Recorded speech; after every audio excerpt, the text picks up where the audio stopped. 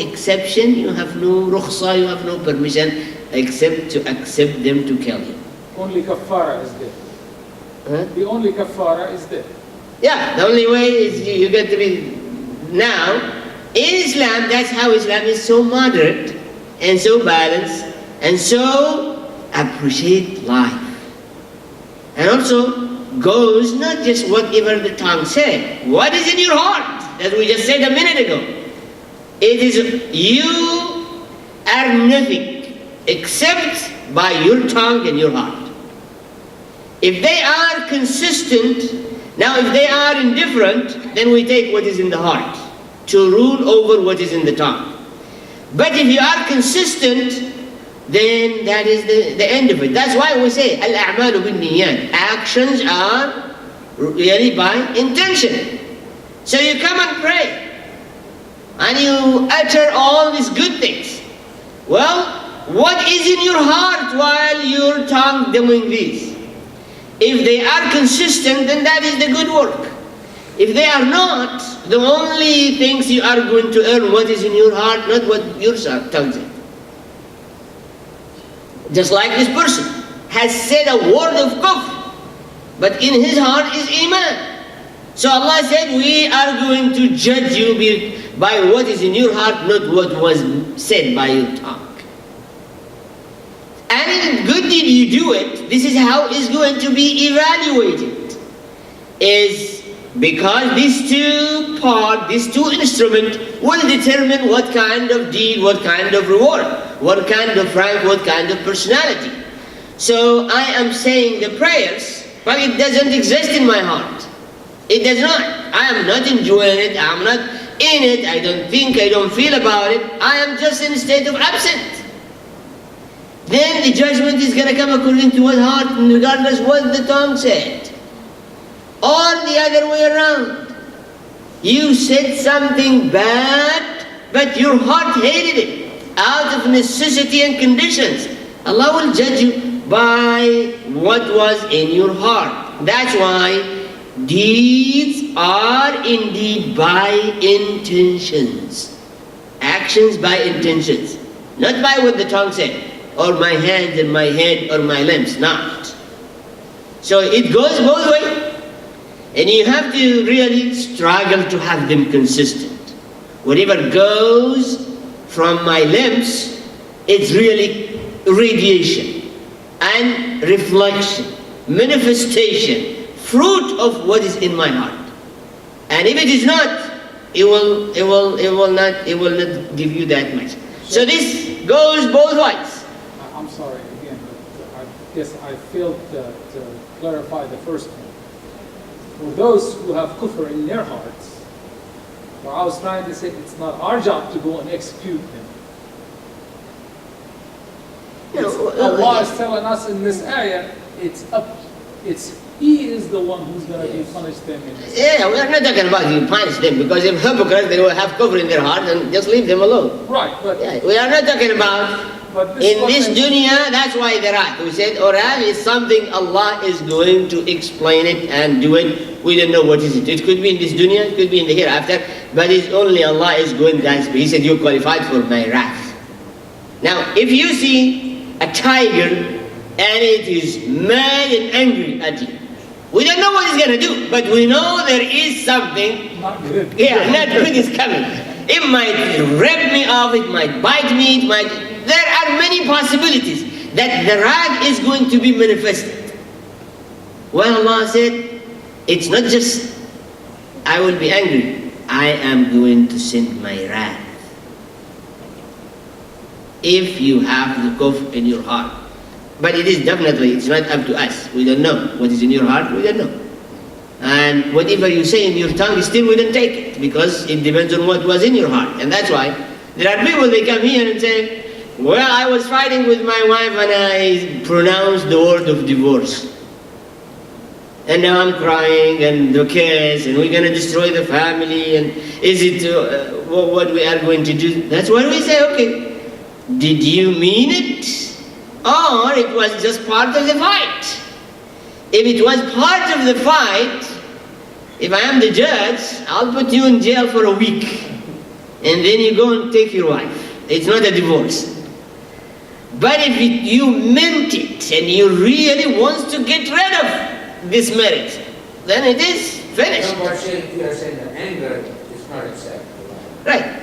So, that is how if you admit something, even you admit, that's how we just rule about it. We say, in this regard, first of all, we look for means or ways to keep the family together.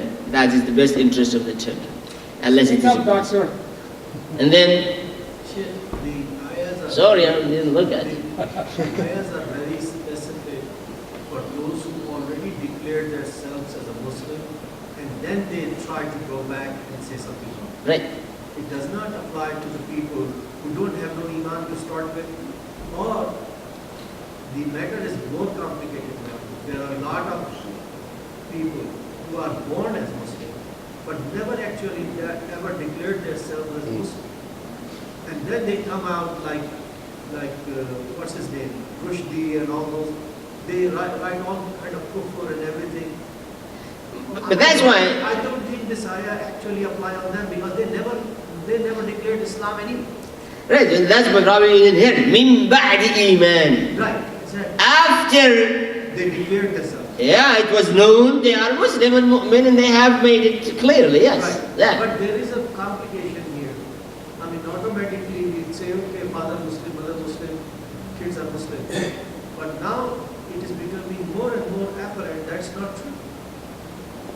And that's why the role of the parents really should, instead of celebrating birth date and having candles and imitating the kafir, tell the kids, every year you are a Muslim and you have to make your choice openly, clearly. Every year I want to be a Muslim, and I am a Muslim, not just I'm born into it. Exactly.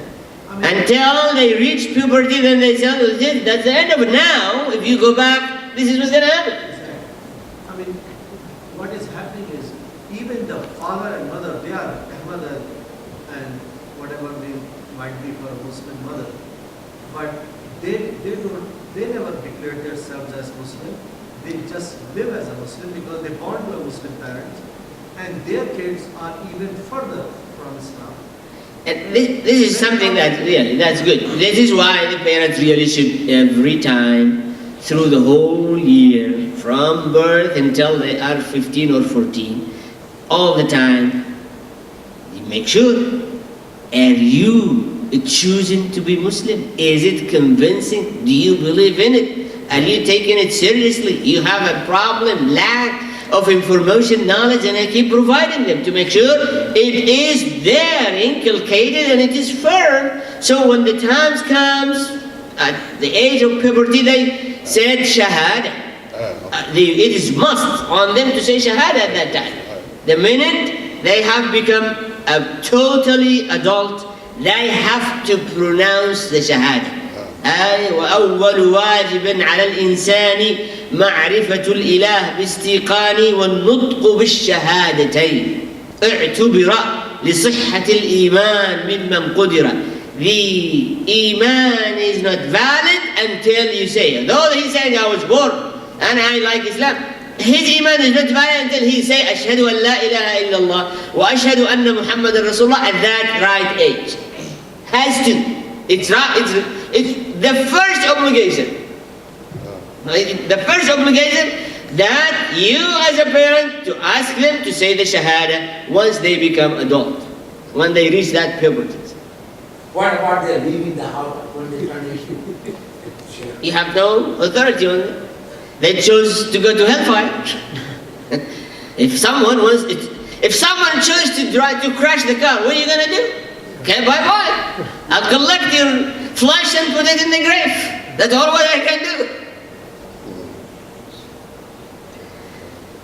Ayahs are these ayahs are very specific. Once you declare yourself, it is done deal, then you go back, is a problem. Right. But if you have not done it, you are jahil, you're Yeah, that is one group clear, but then what I'm hinting is there is another group. They, in the name of Islam, in the name of da'wah, in the name of interfaith, in the name of tolerance, in the name of, they go and do kufr work. Okay? They go and do prayers that is whatever crazy prayers. Okay, why you have to do this? In the name of deen, they are already saying, I'm a Muslim and I want them to be just what? To make them feel good. Okay, well, it's not your problem to make them feel good or not. The Nation of Islam, they have a yearly program which they invite like all the Muslim leaders from Saudi, from England, from this and that. They all go and join that person every year for that celebration. And he claimed, he said, he was on video on YouTube, he said, if my religion is not true, why are these people confirming this, coming to my place to confirm? Is that true? I don't know that. Why they do? That's a good question. Well, they do say a kind of worship, like, Nation of Islam. I don't think they do anything with Nation of Islam. They what? The Ikna, I don't believe they do anything with Nation of Islam. They're present there, they show up. Maybe, huh? I don't know. I never heard. They They do? I'll show.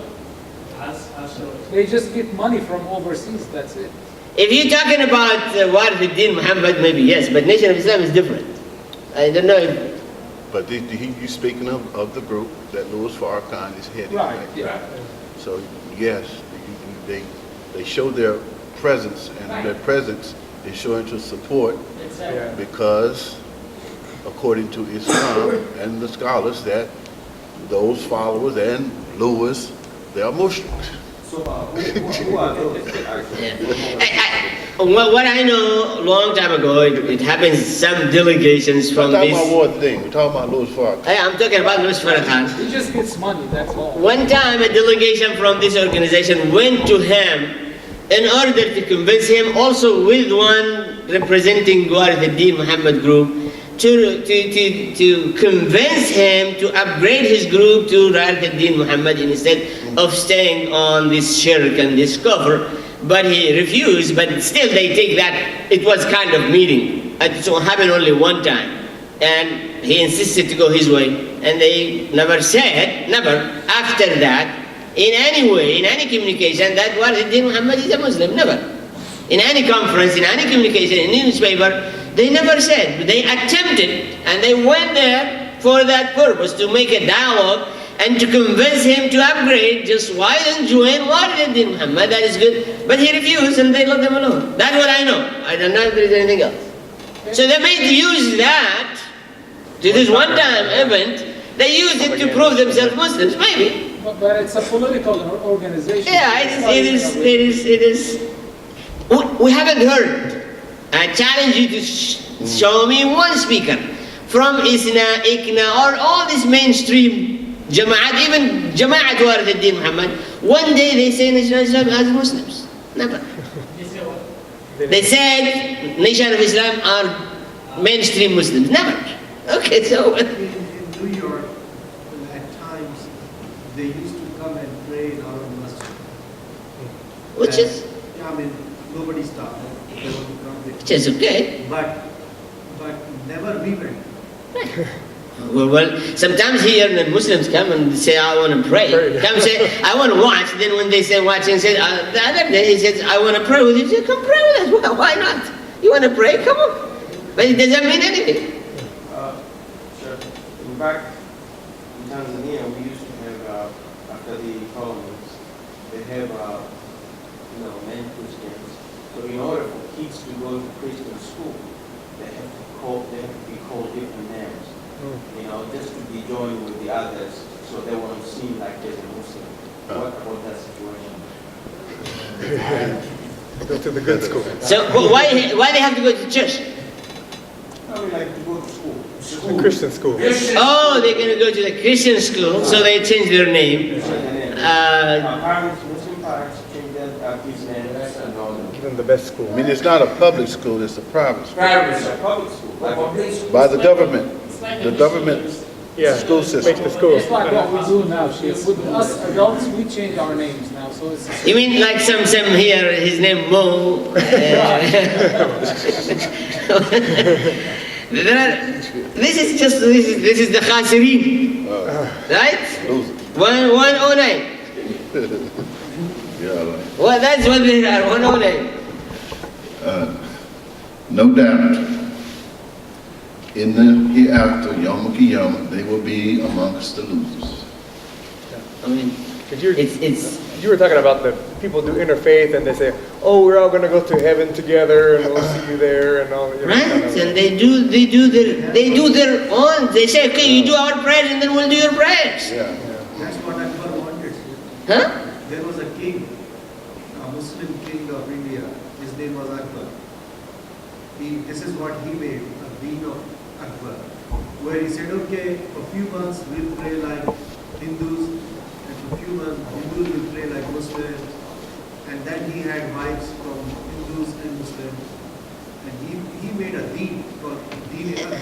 This is how to maintain his ruling. That's all. What is it? And That's it's, what it was. Yeah. but this is not new. We read in the Quran.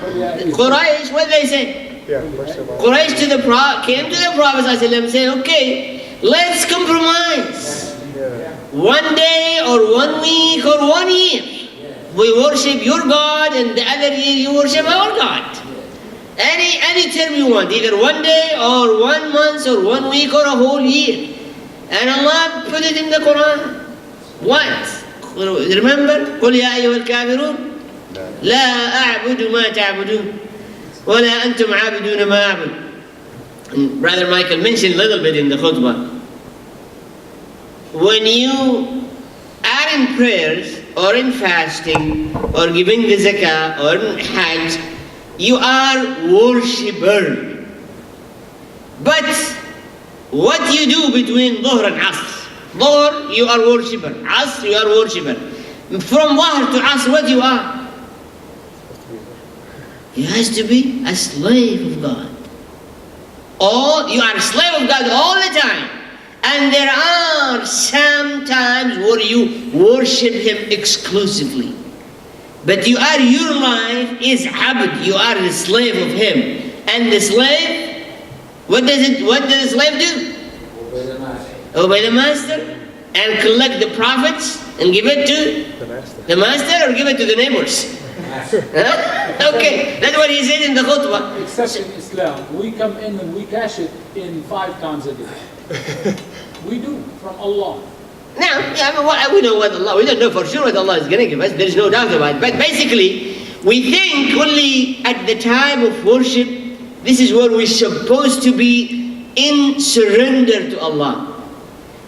Other than that, we can do what we want to do. When we are not in salah, we can disobey, we can sin, we can do things displeasing Allah. We can go to the interfaith and let them worship the way we are and they worship the way we are. Allah said is, while you are worshipping and all other time, you are the servant, do only what pleases Him and nothing else. If you do other than that, then you are not a slave of Allah. Okay, so that is the story, and this has a lot of implication. Basically, if you come to a point where it is matter of saving your life, it is you are allowed to say a word of disbelief or say something against Islam and Muslims, so long Iman is strong in your heart. And the verse, وَقَلْبُهُ مُطْمَئِنٌ بِالْإِيمَانِ. Now listen to this, and we need to compare them. This one, قَلْبُهُ مُطْمَئِنٌ بِالْإِيمَانِ. This one, شَرَحَ بِالْكُفْرِ صَدْرًا. Okay, can you read 106? And you listen to it. Whoever disbelieved in Allah Ta'ala after they had Iman, belief, except him or her who is forced thereto and whose heart is at rest with Iman. How is heart or her at rest with Iman? Alright? The other one, the contrary to this. But such as open their hearts, their breasts to disbelief, kufr, on them is the wrath of Allah. So one of them, his heart is at rest with Iman. The other one, his heart is open toward the kufr. And you get to, those are the only, if you know Arabic, you will understand the difference. قَلْبُهُ مُطْمَئِنٌ بِالْإِيمَانِ.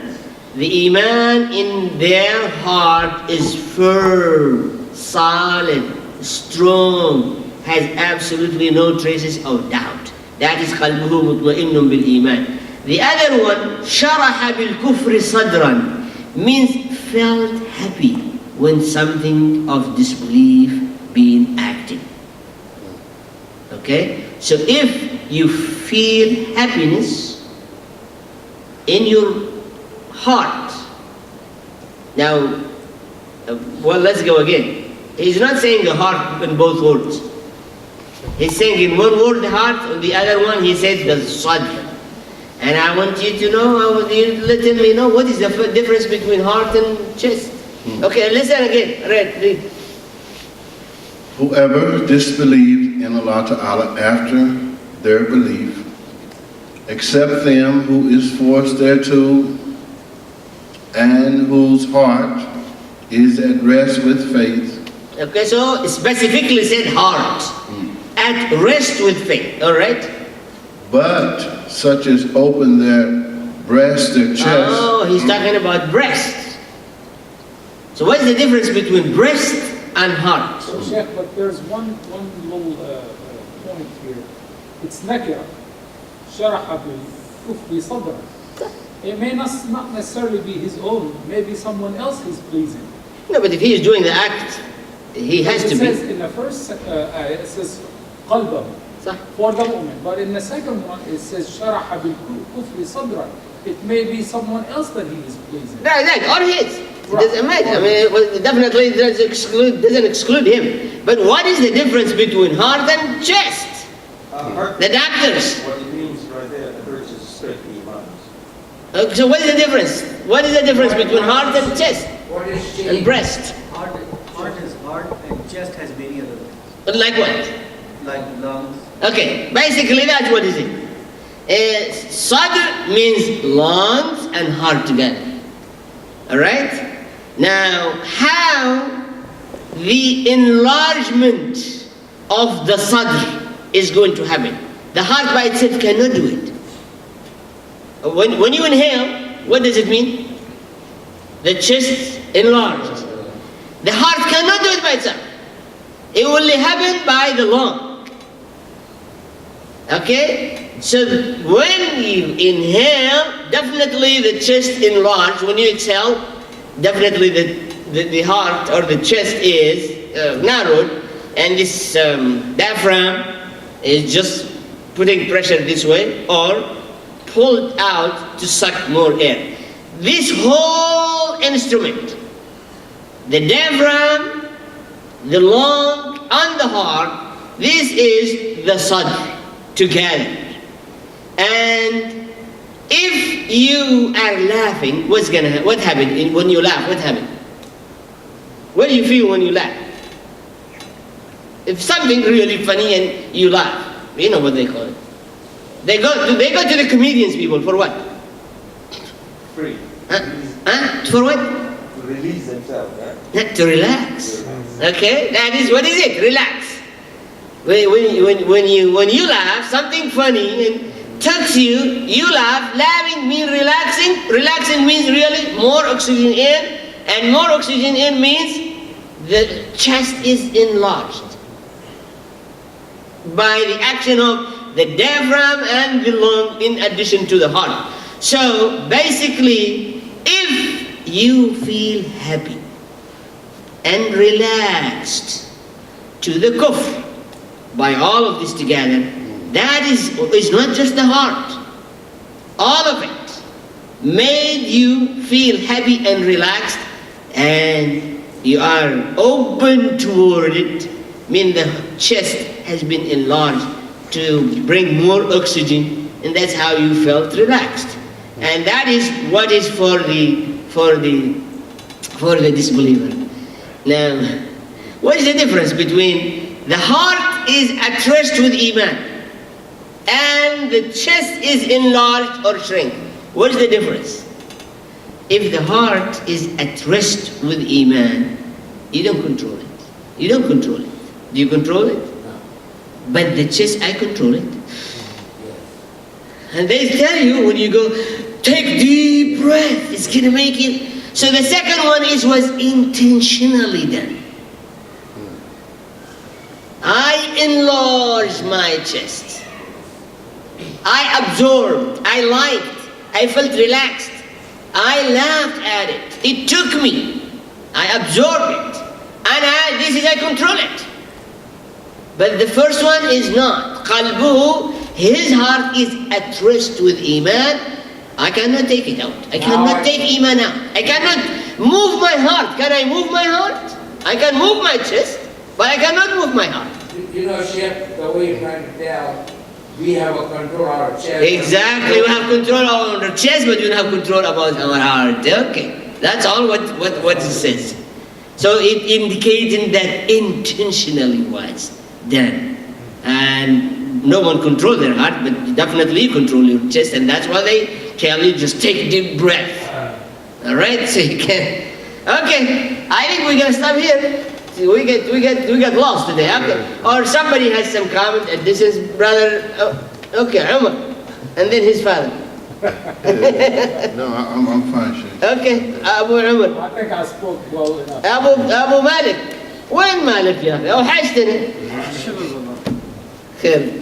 Yes, Assalamu alaikum. How are you? Good? Anything? Warith. Okay. Taj, Ashraf, Yusuf. Yeah, Sheikh, I have to take out from my chest, you know, and while you give the lecture, I was preparing how to the person. So I would say generally, or I'll put on myself.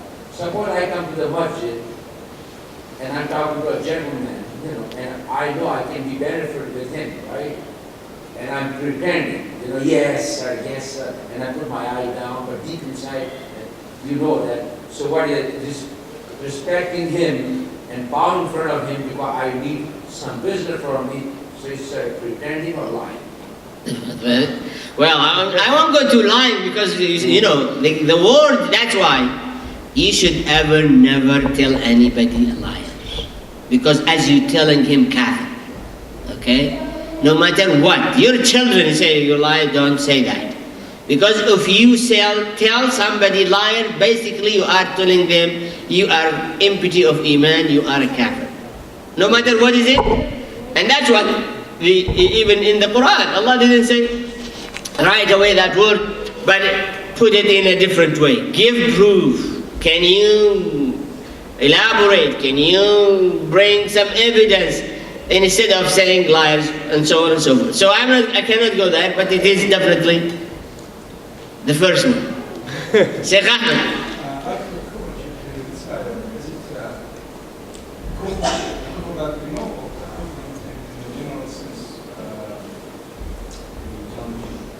Well, when we look to the situation, basically, he was to say, I am not a Muslim anymore, and he said some bad, disrespected word to the Prophet ﷺ. That's what he said. So this is what this is called. From the incident itself, we know what he said, what they dictate on him to say.